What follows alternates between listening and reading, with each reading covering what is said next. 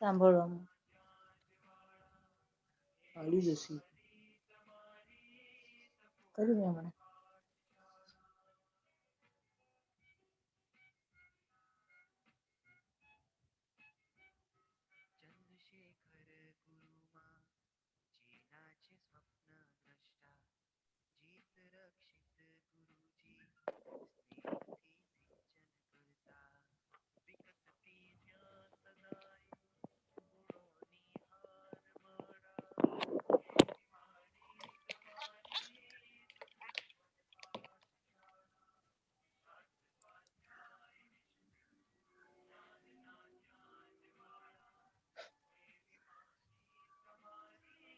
ભારતીય ઓલનો સાઉન્ડ શું છે?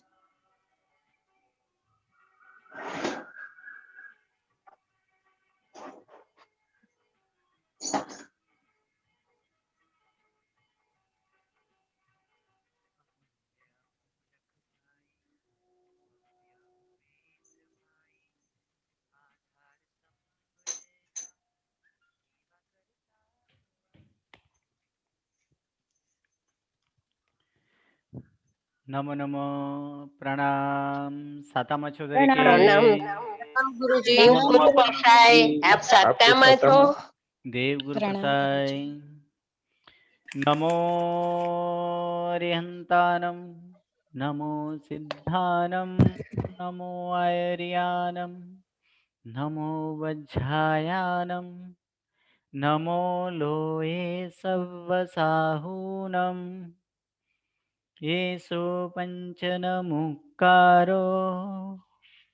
सब्बपावपणसनो मङ्गलानं च सर्वेसिं पढमं हवै मङ्गलम्.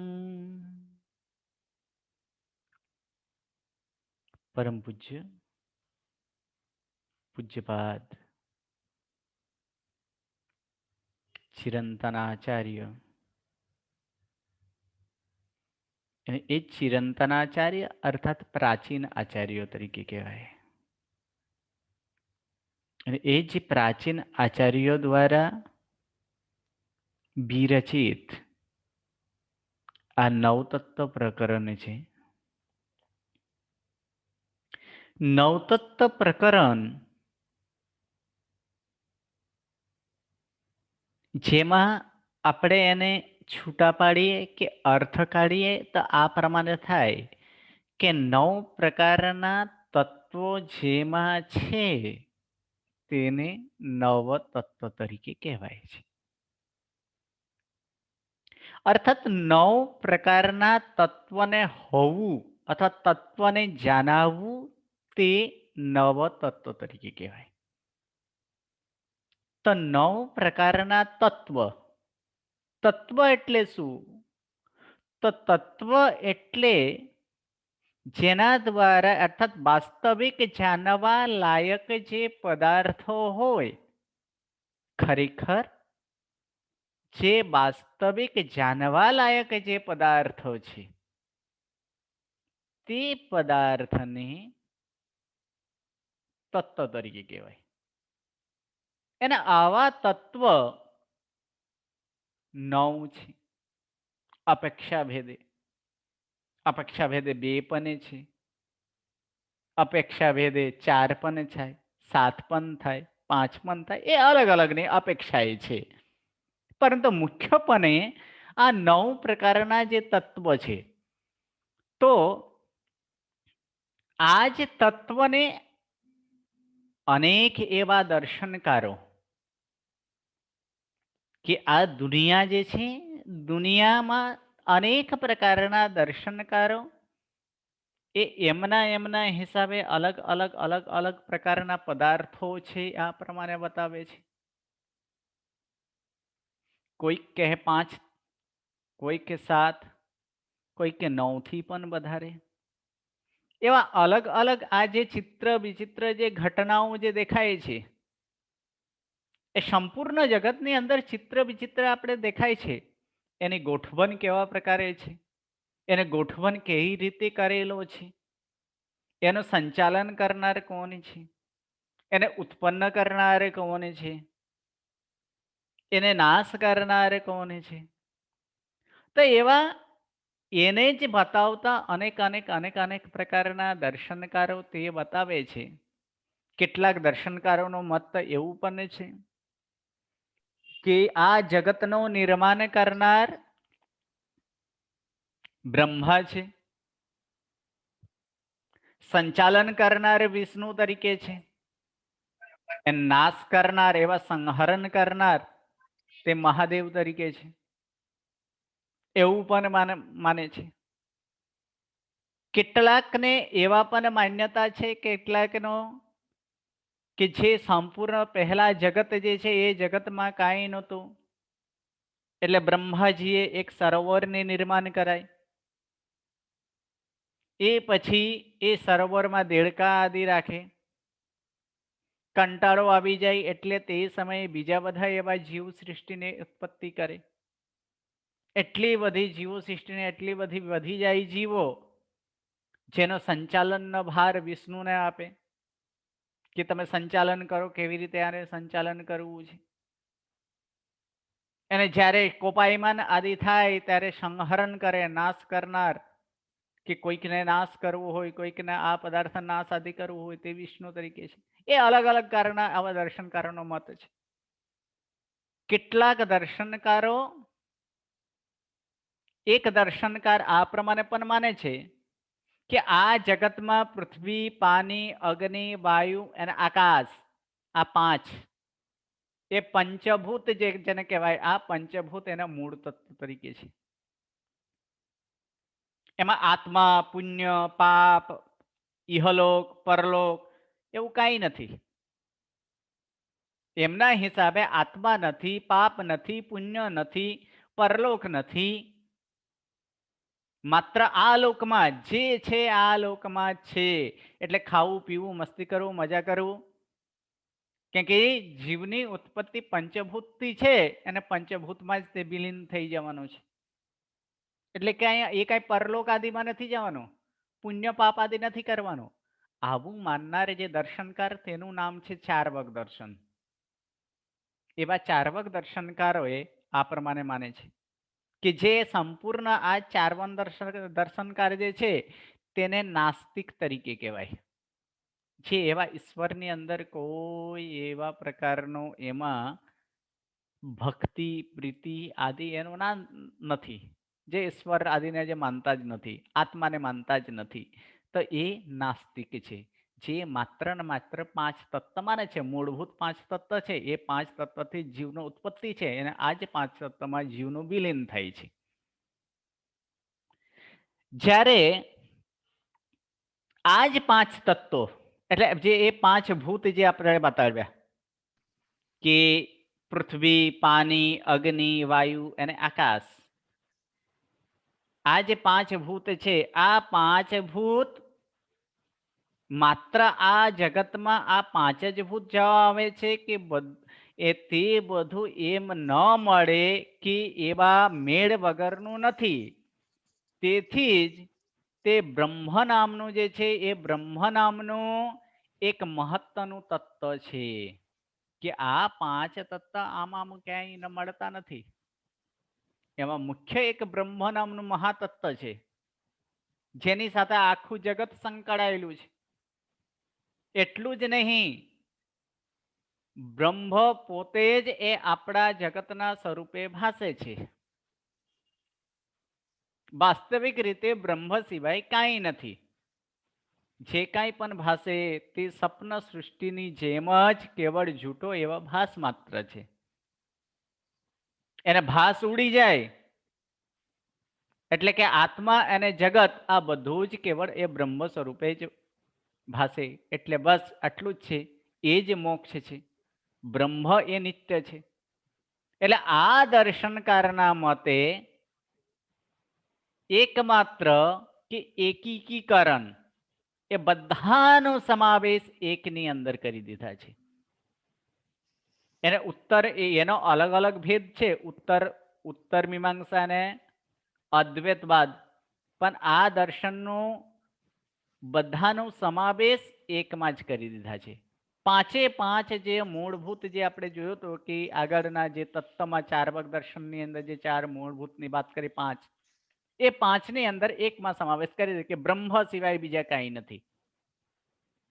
એટલે એવા દર્શનકાર જે છે જે એકીકરણ તરીકે માને તેને વેદાંત દર્શન તરીકે કહેવાય છે. એ વેદાંત દર્શન વાળા કહે છે કે બ્રહ્મ જ છે, બ્રહ્મ સિવાય બીજું કાંઈ નથી જગતમાં. અને બ્રહ્મના કારણે જ આ પાંચ વસ્તુ દેખાય છે, એને એ જ પાંચ વસ્તુ મળે છે. જ્યારે એ બ્રહ્મમાંથી એથી આત્મા નીકળી જાય ત્યારે એ પાછા એની અંદર વિલીન થઈ જાય છે. એટલે એ સમષ્ટિકરણ કરવા માટે આ વેદાંત દર્શન વાળો છે. હા સંતોષબેન, શું પ્રશ્ન છે? બ્રહ્મ એટલે શું? બ્રહ્મ એટલે આત્મા.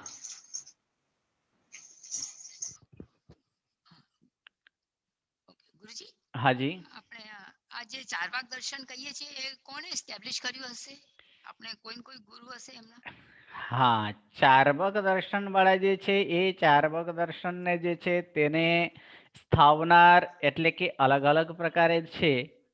તો પણ એનો મુખ્ય એ જ છે કે જે કાંઈ પ્રત્યક્ષ દેખાય છે જગત સર્ગ વગેરે કાંઈ નથી, ધર્મ અધર્મ વગેરે કાંઈ નથી, અને આ દર્શનને સ્થાપનાર કરનાર એ બૃહસ્પતિ તરીકે કહેવાય.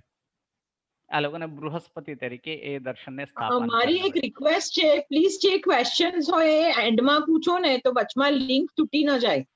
સર જે બોલે છે ને એની લિંક તૂટી ન જાય. ક્વેશ્ચન્સ બધા પછી પૂછો લાસ્ટમાં. ઓકે બેન, બિલકુલ સરસ. આગળ આ બીજો દર્શન થયો. ત્રીજો એક દર્શન છે જે બધું જ બ્રહ્મમય છે, એને જે કાંઈ પણ દેખાય છે તે કાંઈ જ નથી. એ વાતો એમનામાં બેસતું નથી. અર્થાત જે કાંઈ દેખાય છે તે એ કહે છે કે પાંચ પણ નથી, એક પણ નથી, પણ તે 6 થી 7 તત્વની અંદર એને ડિવાઇડેડ કરેલા છે. અને એ જે 6-7 તત્વ છે એની અંદર કહે છે દ્રવ્ય, ગુણ, ક્રિયા, સામાન્ય, વિશેષ, સમવાય. આમ આ 6 એને 7 લેવું હોય તો તેને અભાવ.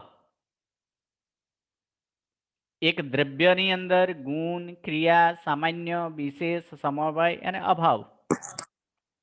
આ 6 એક 7 પ્રકારે છે. આ 6 અથવા આ 7 તત્વની અંદર જ સંપૂર્ણ જગત વહેંચાયેલા છે. એ સિવાય કાંઈ નથી. જે કાંઈ એની અંદર ચિત્ર વિચિત્રતા, જેના પ્રત્યક્ષ અનુભવો જે કાંઈ પણ થાય છે કે એમાં થતું નથી, એમ જે કહેવાય કે માણસ ખાય છે, પીવે છે, વળી ભૂખ લાગે છે, આ બધું કાંઈ જ નહીં.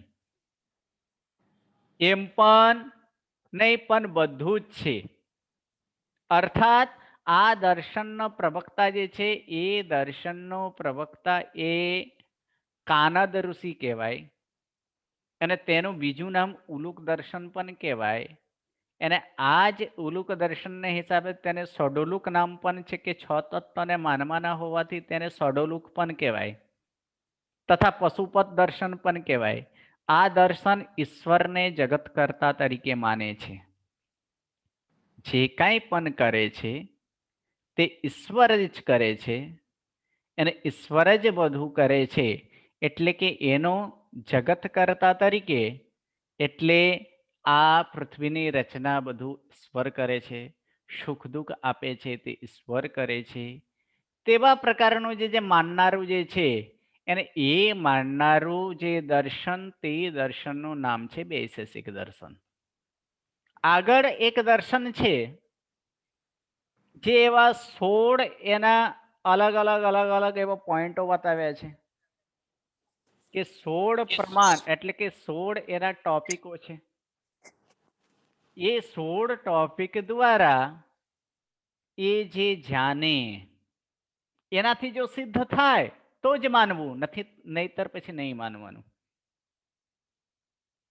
કે આ 16 પદાર્થ જેનાથી જ્યાંથી જ્ઞાન થાય છે, અને એ જ જ્ઞાન થવાથી તેને મોક્ષ તરીકે મળે છે. માટે ઈશ્વર જગત કરતા છે, અનંત આત્માઓમાં સર્વવ્યાપક છે, આત્મામાં જ્ઞાન ઉત્પન્ન થતું બંધ પડે છે, એને તે મોક્ષ માને છે. આવા પ્રકારનું માનનારું જે હોય તે ન્યાયિક દર્શન છે, ન્યાય વાળો. જે એના 16 એવા પદાર્થ છે, અને એ 16 પદાર્થમાં એક છે પ્રમાણ, સેકન્ડ નંબર છે પ્રમેય, ત્રીજા નંબરનો છે સંશય,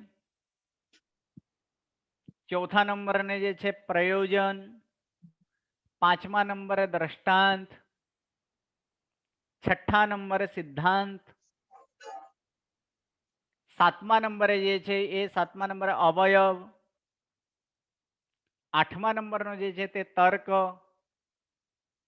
નવમા નંબરે જે છે તે નિર્ણય, દસમા નંબરે છે તે બાદ, 11મા નંબરે જલ્પ, 12મા નંબરે બિંતડા, 13મા નંબરે હેતાભાસ એટલે કે હેત્વાભાસ,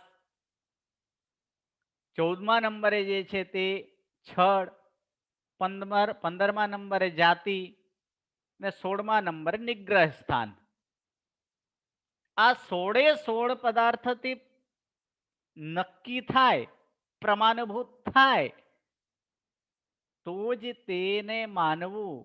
એટલે આનાથી જે પ્રમાણ આદિ જે મળે છે, એટલે આ જ 16 તત્વથી જીવને જ્ઞાન થાય, અને જ્ઞાનથી મોક્ષ થાય. આ પ્રકારે માનનારું એ ન્યાય દર્શન વાળા છે.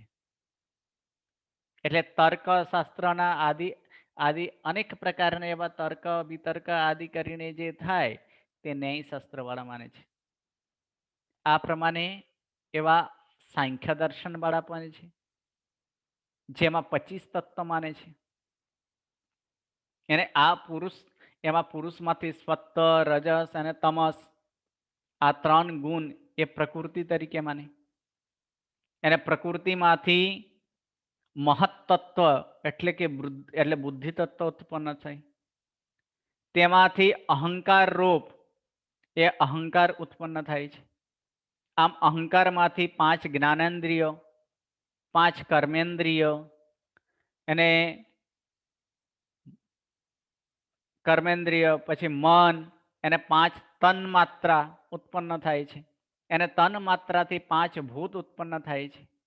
આ પ્રમાણે તેઓ એ 25 પ્રકારે માને છે કે જે છે 5 જેનાથી જ્ઞાન થાય એવા 5 જ્ઞાનેન્દ્રિય, જે સ્પર્શેન્દ્રિય, રસેન્દ્રિય, ઘ્રાણેન્દ્રિય, ચક્ષુરેન્દ્રિય, શ્રોતેન્દ્રિય. 5 કર્મેન્દ્રિય છે જેનાથી કાર્ય થતા હોય છે.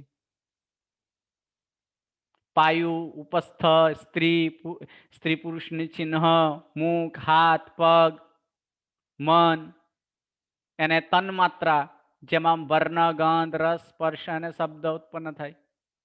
એને તન્માત્રાથી જ પૃથ્વી અપ એટલે પૃથ્વી, પાણી, અગ્નિ, વાયુ અને આકાશ ઉત્પન્ન થાય છે.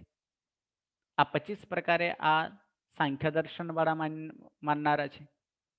એ સાંખ્ય દર્શન જે છે એ સાંખ્ય દર્શન આ પ્રમાણે છે, જે ઈશ્વરને કર્તૃત્વ તરીકે માનતા નથી, એ ઈશ્વરને કર્તા તરીકે માનતા નથી. અને આ દર્શનની પ્રણેતા તે કપિલ મુનિ તરીકે કહેવાય. અને આ દર્શનનું વલણ જે જળ અને ચેતન રૂપ જગતની જે ઉથલ પાથલનું જે એકાકારી એટલે એક ધારું જે ધોરણ સમજાવી, એની અંદર એકીકરણ અને પૃથક્કરણની આ બંનેની સમજવા તરફ છે. યોગ દર્શન એ અલગ પ્રકારના કહે છે. બૌદ્ધ દર્શન એક છે, જેમાં પણ એવો મુખ્ય એને પહેલા એ દુઃખ તત્વ માને છે કે 5 એવા છે જે દુઃખ તત્વ તરીકે છે. વિજ્ઞાન, વેદના, સંજ્ઞા, સંસ્કાર અને રૂપ. બીજો 5 દૂષણ તરીકે છે, જે સમુદાય તત્વ તરીકે કહેવાય. એ રાગ, દ્વેષ, મોહ, ઈર્ષ્યા અને કસાય. બાકી ત્રીજું જે છે એ વાસના તરીકે છે. ચોથું નિર્વિકલ્પ દશા છે, જે મોક્ષ તત્વ તરીકે કહેવાય છે. એટલે બોધ દર્શન વાળા મોક્ષને શૂન્ય રૂપ માને છે, દરેક વસ્તુમાં ક્ષણભંગુર તરીકે માને છે, આત્મા પરમાણુ દિશા કાળ ઈશ્વર વગેરે નથી તે પ્રમાણે એ બૌદ્ધ દર્શન માને છે. હવે આવી આપણા દર્શન ઉપર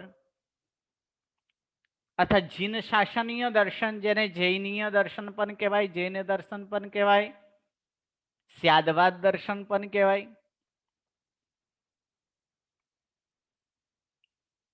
એ આપણા દર્શનનું નામ અરહત દર્શન પણ કહેવાય. અરિહંત ભગવંત દ્વારા પરૂપેલા એ દર્શન છે માટે અરહત દર્શન પણ કહેવાય. કોઈ પણ વસ્તુમાં સ્યાદવાદને આપણે મુખ્ય માનીએ છીએ એટલે સ્યાદવાદ દર્શન પણ કહેવાય. આપણે કોઈ વસ્તુમાં એક જ છે, આમ જ છે, આ પ્રમાણે નથી માનતા એટલે અનેકાંતવાદ તરીકે પણ કહેવાય. જેમાં એની અંદર અનેક પ્રકારનો છે, અનેક પ્રકારે તે કરી શકાય. પદાર્થ વિજ્ઞાન દૃષ્ટિએ, ધાર્મિક જીવનની દૃષ્ટિએ, વિકાસવાદની દૃષ્ટિએ, પ્રાકૃતિક સ્વરૂપની દૃષ્ટિથી, મૂળ પદાર્થની દૃષ્ટિથી, કે પદાર્થના પેટાધર્મોની દૃષ્ટિથી, જગતના એકીકરણની દૃષ્ટિથી, જગતને પૃથક્કરણની દૃષ્ટિથી, ઉપયોગ અનુપયોગપણાની દૃષ્ટિથી, વ્યવહાર દૃષ્ટિથી, નિશ્ચય દૃષ્ટિથી, તે અનેક પ્રકારના દૃષ્ટિબિંદુથી જો છે તે આપણે આ સ્યાદવાદ દર્શન અથવા તો અરહત દર્શન તરીકે છે. છતાં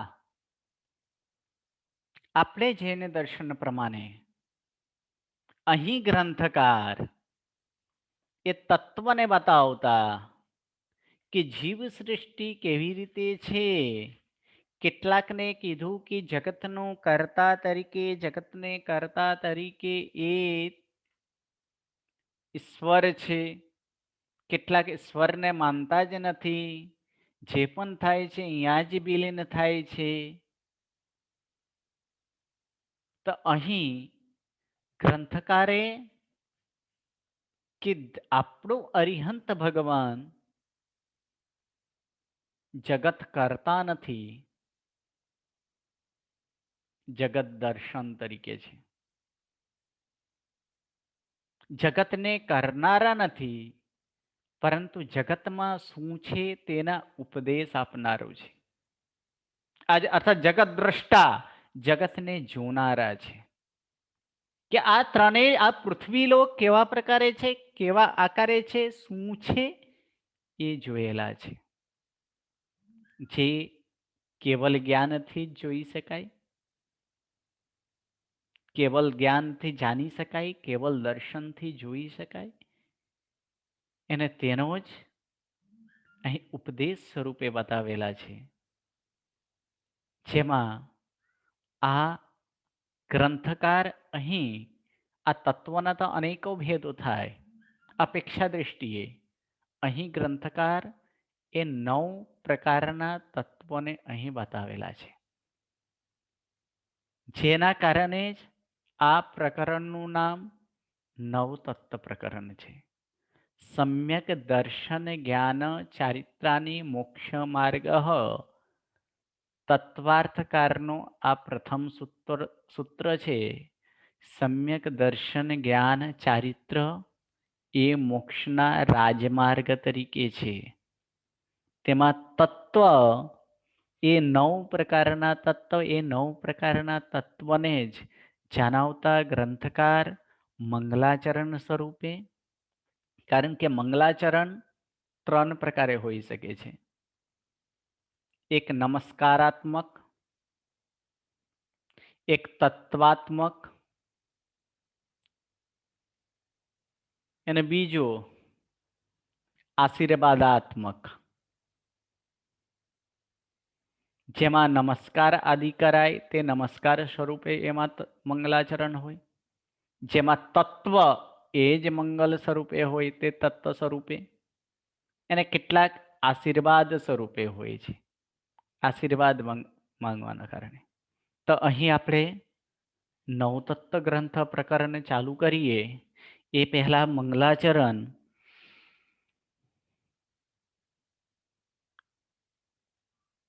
નમો રિહંતાનમ, નમો સિદ્ધાનમ, નમો આયર્યાનમ, નમો વજ્જાયાનમ, નમો લોહે સબ્બસાહૂનમ, એસો પંચનમુક્કારો સબ્બપાવપણાસનો, મંગલાણં ચ સવ્યેસિં પડમં હવૈ મંગલમ, અજ્ઞાનતિમિરન્ધાનં જ્ઞાનાંજનશલાકયા નેત્રમ ઉન્મીલિतं येन તસ્મૈ શ્રી ગુરવે નમઃ. આપણા મંગલાચરણ એટલા માટે કરાય, પ્રથમ નંબર શિષ્ટાચાર છે, મંગલ આચરણ સ્વરૂપે છે, જેમાં પાપ નાશ થાય, વિઘ્નો નાશ થાય છે, નિર્વિઘ્ને ગ્રંથ પૂરું થાય, તેના માટે જ આપણે મંગલાચરણ કરીએ છીએ. અહીં ગ્રંથકારનો જે મંગલાચરણ છે તે તત્વ સ્વરૂપાત્મક છે, અર્થાત તત્વની અંદર જ આ મંગલ સમાવેશ થયેલો છે. તો ગ્રંથકાર નવતત્વના પ્રકરણના હેડિંગ આપીને એ વિષય તરીકે એ જ છે તે જાણવા માટે અહીં પણ તે જ 9 તત્વ કયા કયા છે તે ગ્રંથકાર પોતે પહેલા અહીં આપે છે. પહેલી કથામાં જીવા જીવા પુન્નપાવ શવ સંવર ય નિજ્જરણા બંધો મુખો યત નવતત્તા હુંતિ નાયવ્વા. સંધિ છૂટા પાડીએ તો જીવ, અજીવ, પુન્ન, પાવ, આસવ, સંબર, નિજ્જરના, બંધ, મુખ. આ 9 તત્વ છે. જીવ, અજીવ, પુણ્ય, પાપ, આશ્રવ, સંબર, ય એટલે અને થાય, નિર્જરા, બંધ અને મોક્ષ એ 9 પ્રકારની તત્વ હોય છે તે જાણવા યોગ્ય છે. હવે ગાથાર્થ કરીએ તો જીવ, અજીવ, પુણ્ય, પાપ, આશ્રવ, સંબર અને નિર્જરના અને તેમજ બંધ અને મોક્ષ એટલે કે મોક્ષ, આ 9 તત્વ જાણવા યોગ્ય છે. અર્થાત સામાન્યથી કહીએ તત્વ, તો તત્વની જે વ્યાખ્યા કરી કે તત્વ એટલે શું, તો તત્વની અંદર આપણે જોવા જઈએ તો 2 પ્રકારની એની અંદર આપણને મળે છે. એક છે તત્ અને ત્વ. આમાં લખીએ તો આ પ્રમાણે થાય કે તત્ પ્લસ ત્વ એટલે તત્વ. એટલે તત્વમાં આ પ્રમાણે બનેલા છે કે તત્વ જે છે એ તત્વ અહીં ડબલ તો અને વ છે એને આપણે છૂટા પાડીએ કે તત અને ત્વ. ત્વ એટલે થાય પનું અને તત શબ્દનો અર્થ થાય તે. એટલે તે એટલે શું? તો તત એટલે તે એટલે તે જગત. એ જગત જે છે તે તત શબ્દથી જણાવેલા છે અને ત્વ એટલે પનું એટલે જગતપનું અથવા તો જગત રૂપ. એટલે કે જગતનું જે મૂળ પદાર્થ છે, જગતનું જે મૂળ છે તે તત્વ તરીકે કહેવાય છે.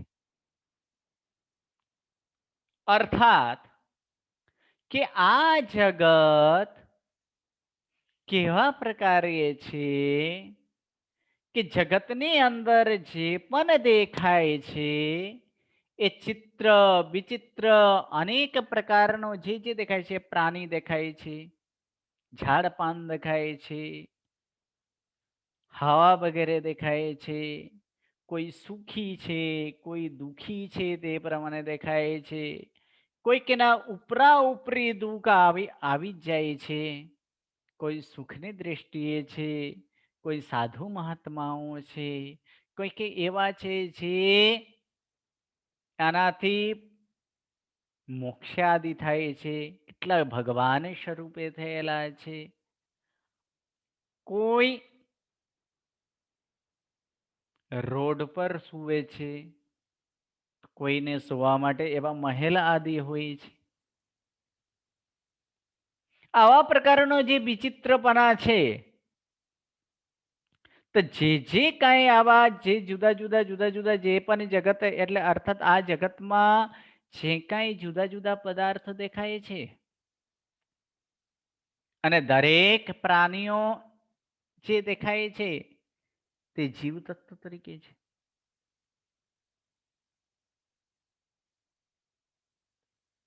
દાખલા તરીકે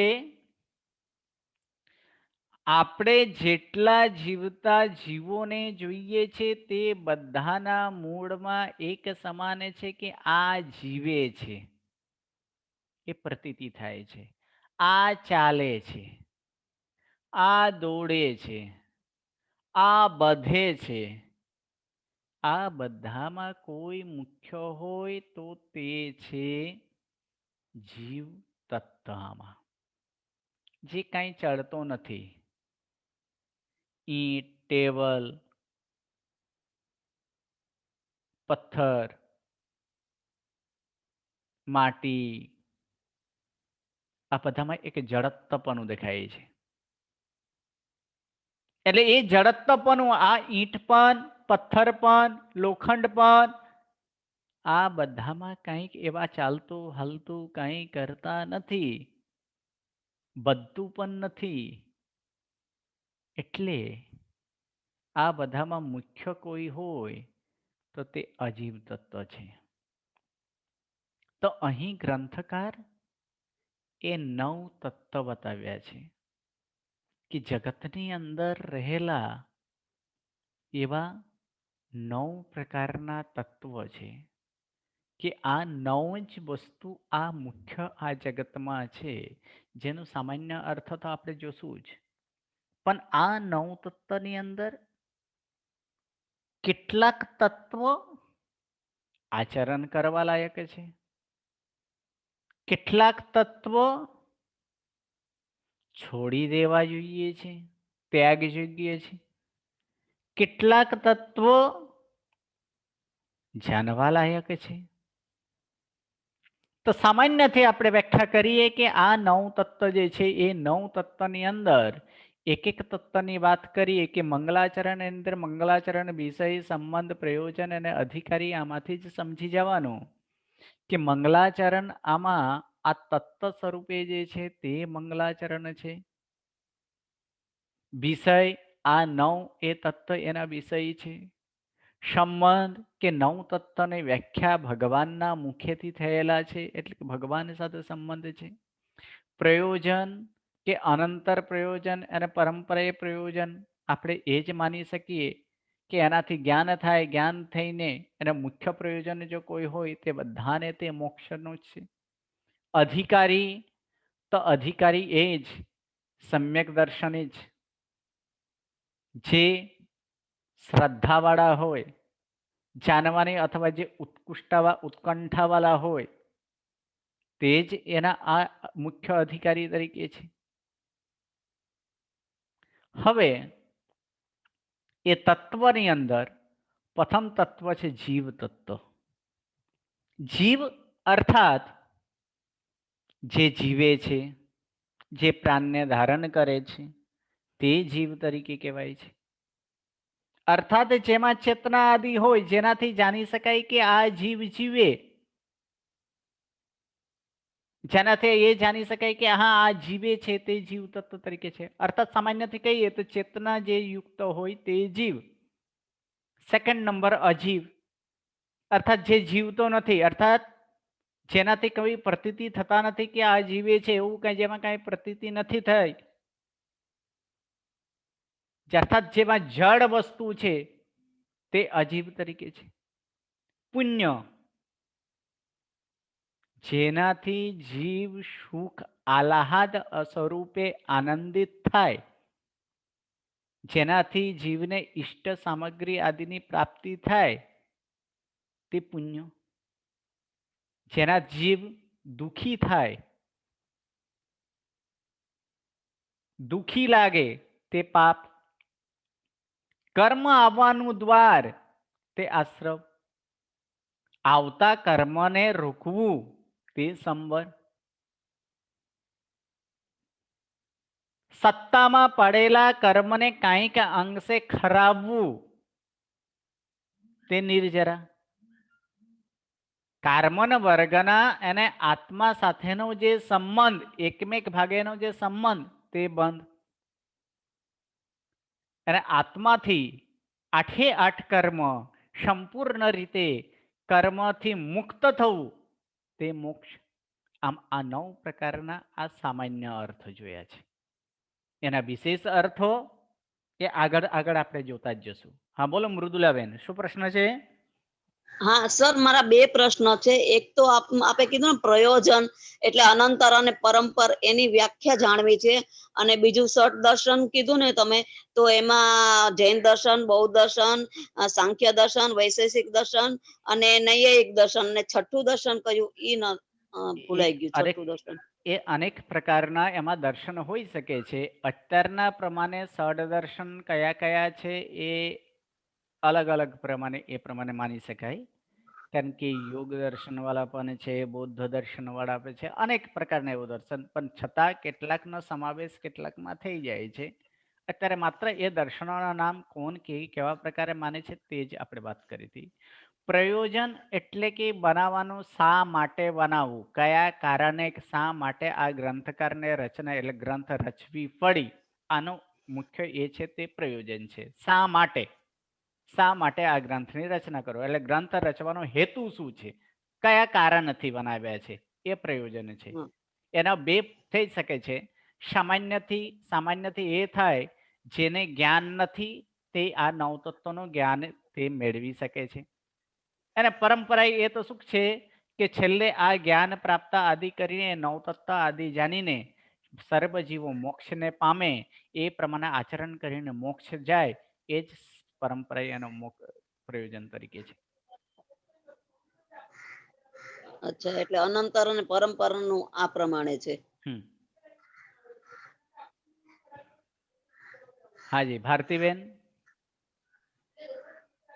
સર આ તમે ફરીથી બંધ એટલે આપણે આવતો રોકે એને બંધ કોને કહેવાય? બંધ એટલે કાર્મન વર્ગના અને આત્મા આ બંને સાથેનો જે સંબંધ થાય, એકમેક ભાઈને જે જોડાણ, જે મિલન, તેને બંધ તરીકે કહેવાય.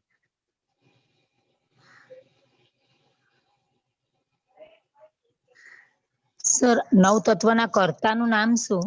9 તત્વના કર્તાનું નામ ચિરંતનાચાર્ય તરીકે માનાય છે, કે પ્રાચીન આચાર્યો. પણ કયા આચાર્ય એ રચેલા છે એનું કઈ અત્યારે મળતું નથી. આમ પ્રાચીન આચાર્ય તરીકે માનાય છે. શું ચિરંતનાચાર્ય? ચિરંતન એટલે પ્રાચીન.